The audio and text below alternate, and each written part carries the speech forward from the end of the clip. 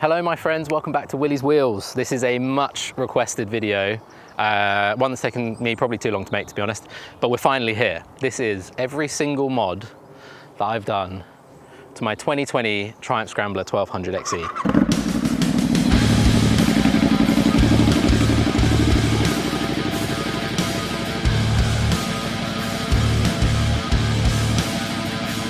Absolutely love this bike. The way it comes stock from factory is banging. I've just made a few tweaks to get it exactly how I want it. So yeah, hope you enjoy. Let me know what you think down in the comments. And if you like this kind of content, then feel free to hit the subscribe button and join the fun. Got a good little community over here. Do a lot of reviews, do a lot of adventures, getting into off-road. There's a lot happening, so it'd be good to have you along. Hit subscribe.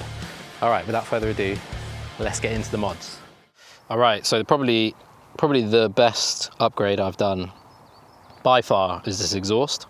This is the Triumph slash cut. I believe they're called the Guy Martin slash cuts. And basically they're slip-ons from here, running back. Big benefits are huge weight reduction and the sound. The sound, it's, yeah, I mean, just have a listen to this.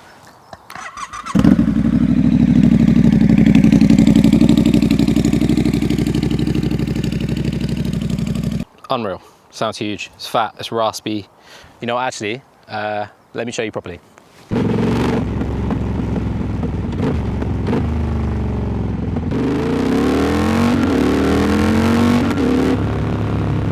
Listen to that.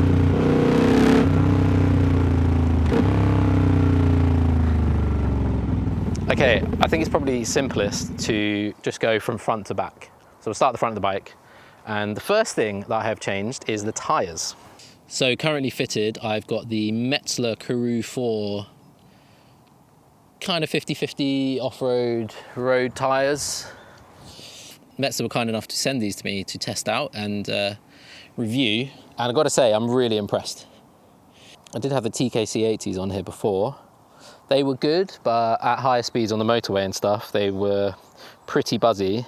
And I found since putting on these Karoo 4s, they're still really chunky and knobbly, but they do a lot better on the road. So turn-in's really nice and higher speeds. To be honest, I don't really feel the fact that I've got kind of 50-50 tyres on. Out off-road, they perform really well. Sticky mud, they're just not as good as like big, thick, chunky knobblies. Like I've got on my DRZ, the Mitre Stone King, they just like, they'll eat through everything. But there is always a compromise when you've got a kind of 80% of the time road bike, 20% of the time dirt bike. So I think these are absolute sweet spot. They've maintained their softness, they're really nice. They wore in really quick. And yeah, been very refined, happy. Yeah, I'm really happy riding in torrential rain, mud, gravel, everything. It's somewhere like this, for example. It's great. Staying down here, the only other thing I've done is just pull off the little orange reflectors to kind of try and clean up the front end a bit. I wouldn't mind getting some different fork guards, but I think these do the job. Has to be said, these mud guards are completely useless. You get spray over the front onto your face, and then the sump guard and radiator gets full of mud as well. So yeah, I mean, this is just token, I think. Haven't been very impressed with that, but that's the stock one from the factory. I've just taken the orange things off. You'll notice down here, the next thing I've done is change the rad guard. This is an eBay job, about 20 quid. It's held up well, done the job. I've been on a lot of gravel, done absolutely fine. Hasn't been packed full of mud. It does collect a little bit at the bottom, but yeah, I haven't had any issues. And the chip I got on my radiator I thought was from a stone, so I was going to bin that off, but actually it was the fan that had corroded away and cut a hole in the back of the rad. So this is innocent and it stayed on the bike, so that's good. For most of the year I've taken the engine guards off, but I am putting them back on. Next thing on the list then is the indicators. I had the LED big round ones. I just wanted to clean up the front, get it really sleek, and I've put these small LEDs in the front here. They're super sleek.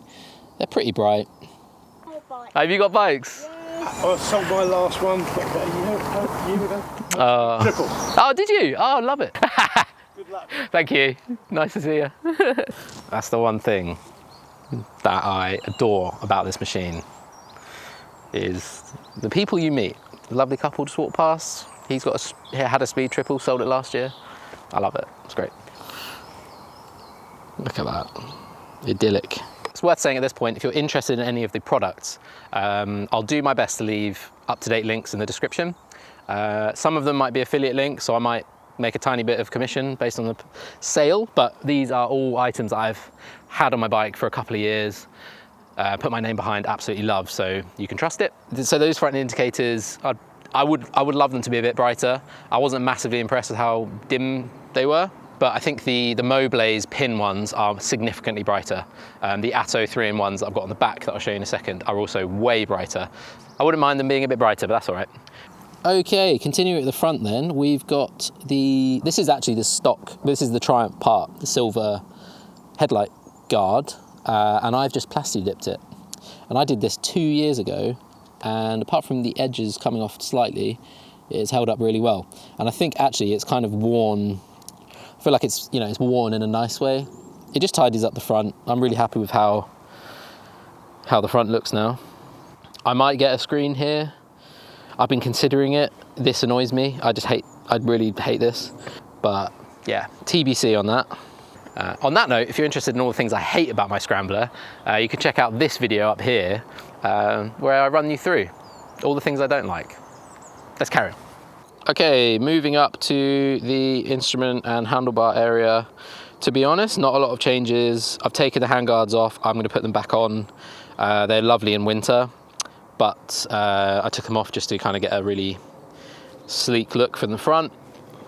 They are useful though on the road, on motorways and stuff. Biggest change here is this area. I've got a Quadlock. This is the wireless mount with the shock absorber, which you have to have if you're on a bike, otherwise you'll trash your iPhone. Let me just show you how it goes on. Bosh.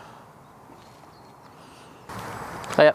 Yeah. My parents were really pleased that I always went for cars rather than bikes. Very fair. Nice. You take care, mate. Yeah, nice to meet you. See ya. Bye. That Quadlock mount sits in the middle. It's in a lovely spot. I'll show you now. Still see the dash from the riding position. Cracking.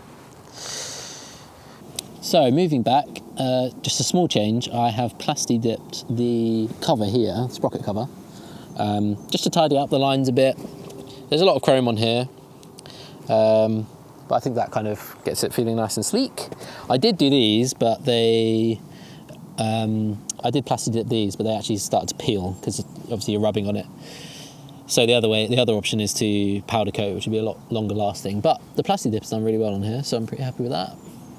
All right, moving back. Probably one of my favourite mods is this seat by Crafton. They're based in France. To be honest, the stock seat on a long journey does get pretty uncomfortable. It's a little bit too thin. So the seat upgrade was very welcome, super comfortable. The only downside is where the stitching is not waterproof. So if you leave it out in the rain or you ride in the rain, it soaks water up, and then next time you ride, slowly releases it into your butt, so you turn up with a wet bum, which is not great, but I absolutely love this tucked, ribbed finish. It looks amazing, and I think it just finishes off the bike beautifully. It's absolutely wicked. There's a link for that one in the description. Crafton did send me that seat for free in exchange for content and review. So thank you very much, Crafton. Just so you know, I didn't pay for it, but I would pay for it. It's well worth the money. Moving on towards the back and towards the end of our mods now is this rear section here, and there's a few different elements. The bones of it is a tail tidy from Tech Bike Parts. It works really nicely. The stock rear has a huge bit of plastic hanging down and big lights and stuff, so the tail tidy works really well. And it's really nicely made. You've got points here for adding lights, but I've actually attached them to the license plate, so you've got two options there. And yeah, really well made, nice piece of metal, great instructions as well. And that brings me on to these. These are the Atto 3-in-1 brake light and indicators, and these are bright. Have a look at this. So we are bright daylight. It is sunny as today, and these pop. They're tiny. You can hardly see them on the bike when they're off, but they provide great illumination, and they also have the brake lights built in. So yeah, really happy with those. And then finally, on the top here, you'll see, if you've been a follower of this channel for a while and you follow me over on Instagram, which you can find the link to here, at Willies_wheels, you'll know I haven't actually had a light on here for ages and ages. This is a very welcome addition and finishes off the bike for me.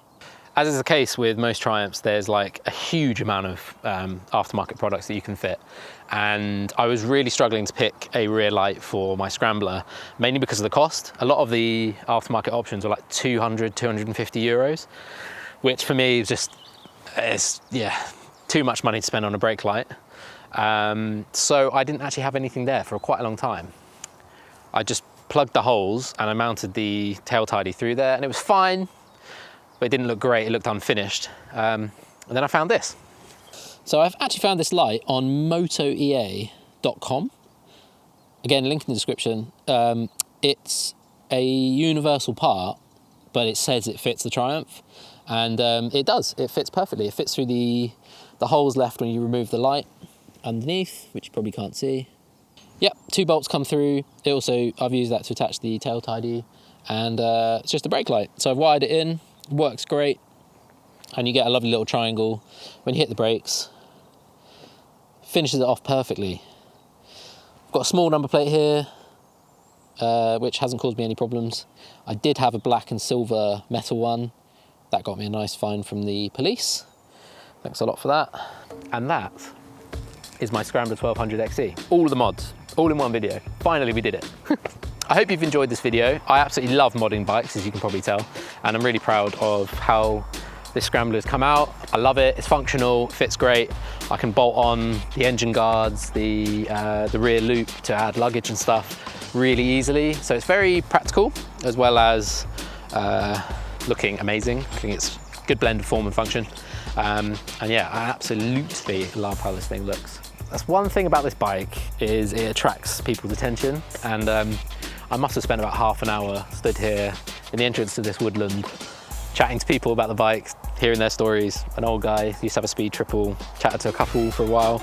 It unlocks people's interest, and yeah, absolutely love the motorcycle community. If you've enjoyed this video, hit the like button, and if you're not already, hit subscribe. I've got lots of content with this bike and lots of other bikes that I love and enjoy, getting into dirt riding as well.